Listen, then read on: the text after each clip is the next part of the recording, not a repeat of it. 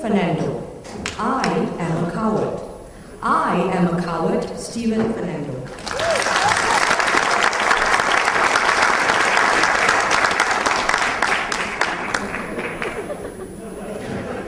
One morning I was out jogging with my friend when he suddenly stopped because apparently he suspected there was about to be a snatch theft.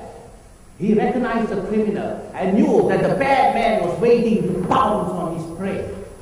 Before I knew it, my companion let out a loud yell. Yeah! He is brave, brawny and brash, and next thing I know, he's chasing the criminal.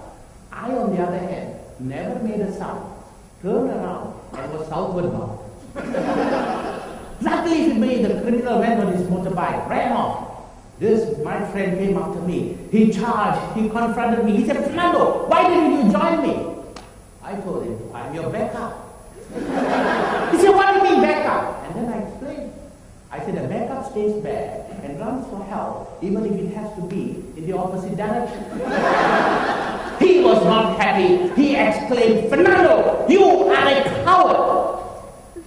Contest chair, ladies and gentlemen, that is absolutely true. I'm a confirmed, certified, and common coward. If ever there was any recognition for weaklings, I would qualify. My life philosophy is better scared than sorry.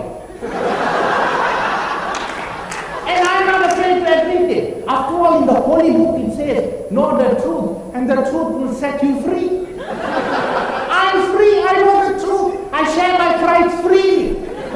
I'll tell you, I'm afraid of fights, flights, and flyovers. Why? I'm even afraid of coffins, corpses, and cremations. I've informed my family and friends that the only funeral I'll attend, fully and unconditionally, is my own.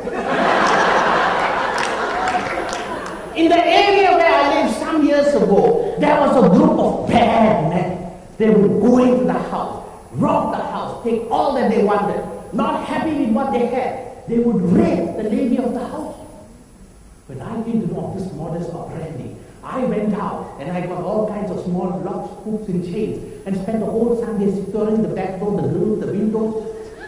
At the end of the day, my wife who was observing said, you really care for me, don't you? I told her, sweetheart, these bad men, they go into the house, rob the house, not happy with what they have, they will assault the lady of the house. I'm afraid they come here, they will never get anything of value. Not only will they hurt you, they might even rape me.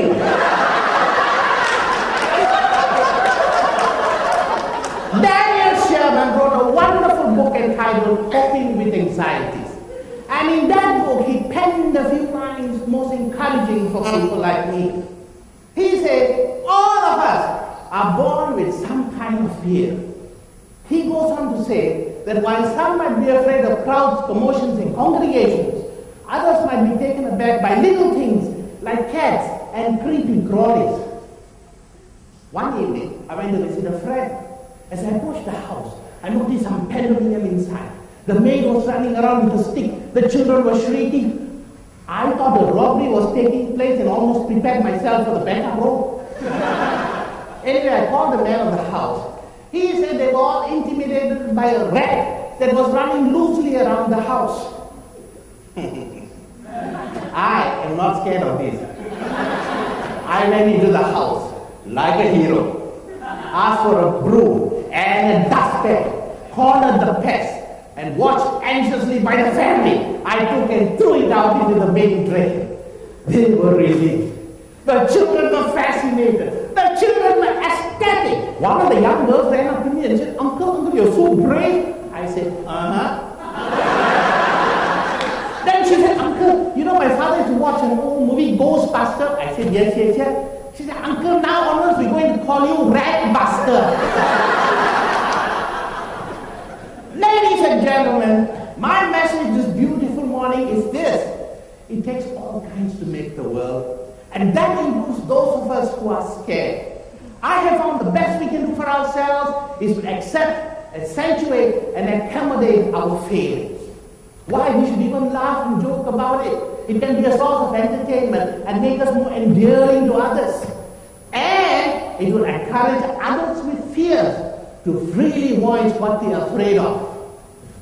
We've got to remember that it is because of cowards like us that heroes are recognized. Just imagine, no coward, no hero. We set the benchmark for bravery. That is why I'm quite content with dealing with rats, rabbits and roosters rather than with human beings. Recently, my wife and I were queuing up at the local McDonald's when this frightfully huge man cut in. My wife was so irritated. She kept nudging me. She said, it happens all the time. I said, never mind, dear. She said, no, for once try standing up to him. And she kept forcing me, oh, stand up. Try standing up to him. I called her aside. I said, sweetheart, look at his size. If I try standing up to him, I might end up lying on the floor.